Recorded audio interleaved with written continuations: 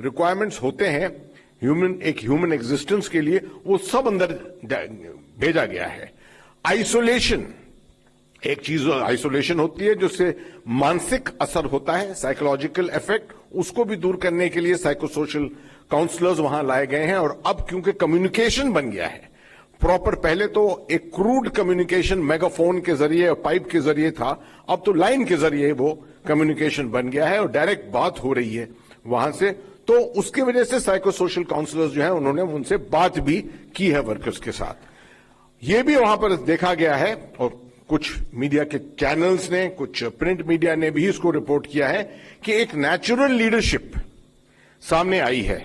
Natural leadership in स्थितियों में हर दफे आती है, जहां पर भी एक कलेक्शन ऑफ पीपल जहां पर होते हैं वहां पर हर दफे एक लीडरशिप आती है। इस केस में भी एक फोरमैन और उसका एक असिस्टेंट, एक उसने लीडरशिप अज्यूम की है, यहां तक कि उसने ये भी बताया है कि वो आखिरी में आएगा। He will be the last person to be evacuated from inside. He has got that much of confidence on himself, that much of confidence on all the assistance which is being done to take him out, all the confidence in the equipment जो वहां पर इस्तेमाल किया जा रहा है। 20 साल का उसका तजुर्बा है, उसको वो इस्तेमाल कर रहा है। So that is a very good thing because he's a natural leader। जब आ जाता है अंदर तो ग्रुप जो है उसके अंदर और थोड़ी ताकत आ जाती है।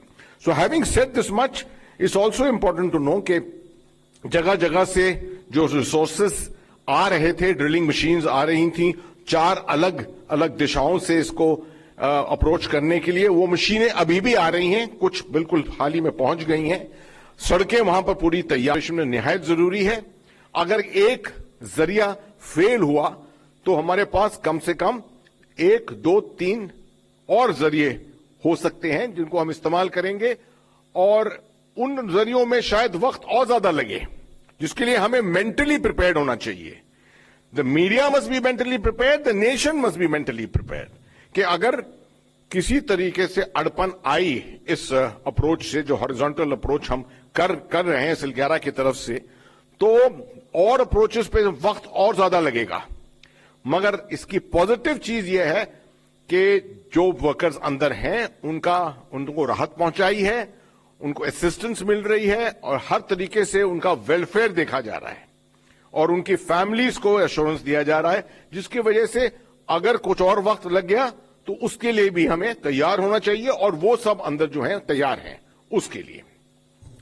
जहां तक इस अप्रोच का सवाल है, आप देख रहे होंगे, खुद भी आप चैनल्स के ऊपर देख रहे होंगे कि वहां से बहुत आश्वासन आ रहे हैं कि अगले 2 घंटे में, दिन के शायद बीच दिन में, या आखिरी लास्ट लाइट शाम तक, या कल सुबह, सब लोग टाइमलाइन लगा रहे हैं इसके ऊपर। और मैंने आपको पहले दिन ही बताया था कि ये ऑपरेशन जो होते हैं ये लड़ाई की तरह ऑपरेशन होते हैं, इनके अंदर टाइमलाइन कभी नहीं लगा जाती, क्योंकि लड़ाई के अंदर भी आपको काम सामने मालूम नहीं कि दुश्मन क्या करने वाला है।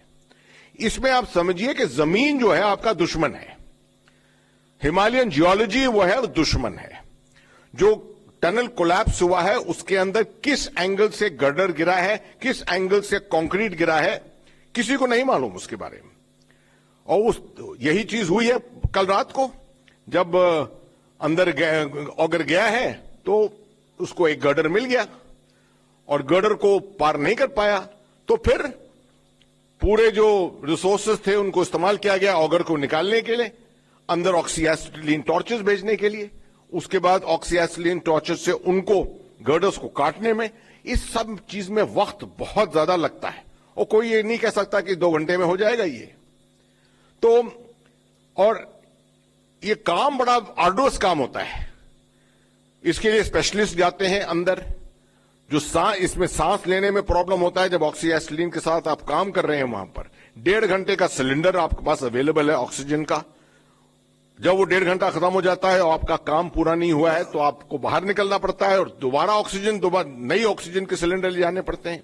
तो ये काम एक एनक्लोज्ड स्पेस में, आप पाइप के अंदर हो रहा है ये काम, तो बहुत चैलेंजिंग, बहुत चुनौती वाला काम है ये। तो इस पे हर वक्त ये उम्मीद रखना कि अगले 2 घंटे में हम निकाल लेंगे, ये मैं समझता हूं कि सरासर गलत है। इससे क्या है कि वर्कफोर्स के ऊपर भी एक प्रेशर पड़ता है और आपको मैं ये याद दिला दूं कि इस स्थिति में वर्कर्स जो हैं वो रिस्क पे हैं और उतनी ही रिस्क पे जितने सब स्टाफ है जो काम कर रहा है वहां पर, जो रेस्क्यू टीम है वो उतनी ही रिस्क पे है। तो बोथ आर एट रिस्क। अंदर जो उसको रेस्क्यू करना है और जो रेस्क्यू करने वाला है, both are at equal risk. So we have to cater for the safety of all these people at the same time. मैं समझता हूं कि कोई ऐसी, जैसे मैंने बताया कि टाइमलाइंस ले डाउन करना सही नहीं होगा, मगर फासले काफी, परसों रात से काफी फासला अंदर बढ़ चुका है।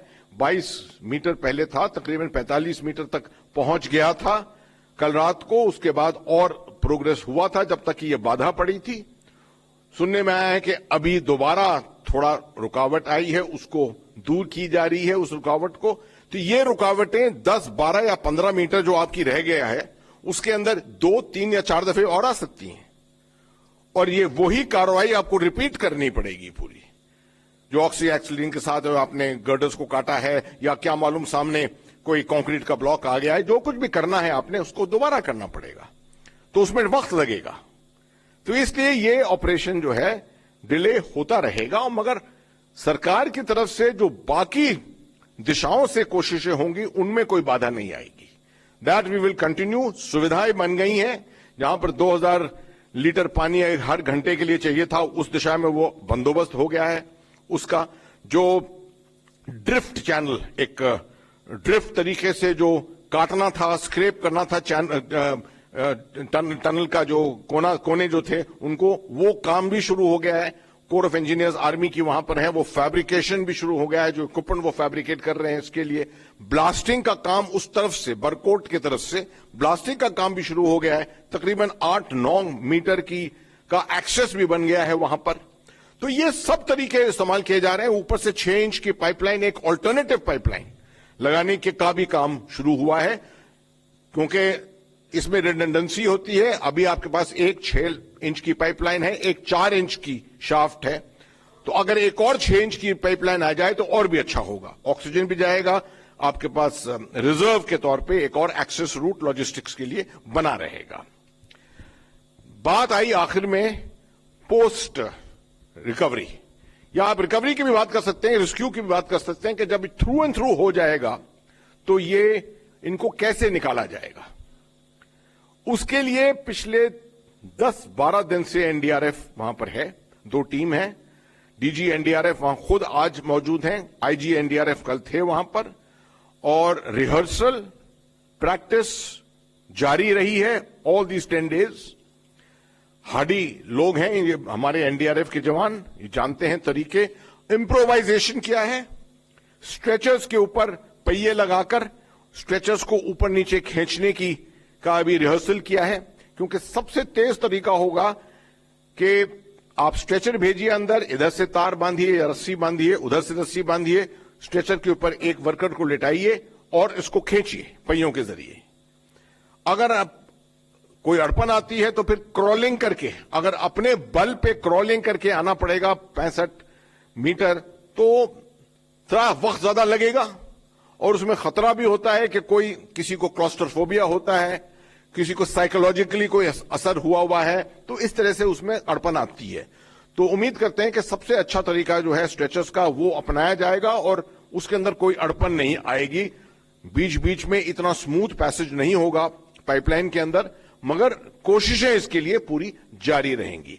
जब ये रेस्क्यू हो जाएगी, जिस वक्त भी हो जाएगी, आप इमेजेस देख रहे हैं, टेलीविजन पे भी बहुत इमेजेस आ रही हैं कि वहां पर सबसे पहले मेडिकल, एक तो पहली चीज उनका मेडिकल चेकअप होगा, और कोई सीरियस केसेस हैं तो उनको एयरलिफ्ट करके वहां पर उत्तराखंड गवर्नमेंट के अपने एविएशन रिसोर्सेज हैं, इंडियन एयरफोर्स को रिक्विजिशन दिया गया है, कंफर्म रिक्विजिशन है कि वो जल्द से जल्द वहां पर आ सकते हैं, हवाई जहाज लेकर, हेलीकॉप्टर लेकर, उनको ऋषिकेश के ऑल इंडिया इंस्टीट्यूट में ले जाया जाएगा। बाकियों के लिए जहां तक मैं काउंट कर रहा हूं 41 एम्बुलेंस शायद वहां पर आ गई हैं, मतलब हर वर्कर के लिए एक एम्बुलेंस है, उसके अंदर अटेंडेंट, उसके अंदर शायद उसका रिश्तेदार, अगर वहां पर साथ में उसके कोई रिश्तेदार है वो सब उसके साथ जा सकते हैं, इंडिविजुअली जा सकते हैं, वहां तक, ऋषिकेश तक, और उनको एडमिट करके वहां पर उनके डिटेल मेडिकल चेक करना पड़ेगा इसका। तो मैं समझता हूं कि ये सब चीजों के साथ, और खास तौर पे ये ट्रांसपेरेंसी के साथ, क्योंकि हम ट्रांसपेरेंटली ये पूरी खबर दे रहे हैं, तो उम्मीदें काफी रेज हुई हैं और दिलासा मिली है, और जितने वर्कर हैं अंदर, उनके जितने रिश्तेदार हैं, उनके अंदर एक उम्मीद जागृत हुई है। ये बहुत पॉजिटिव चीज है, उससे और ताकत आएगी उनके अंदर जो अंदर फंसे हुए हैं। और मैं उम्मीद करता हूं कि हाल ही में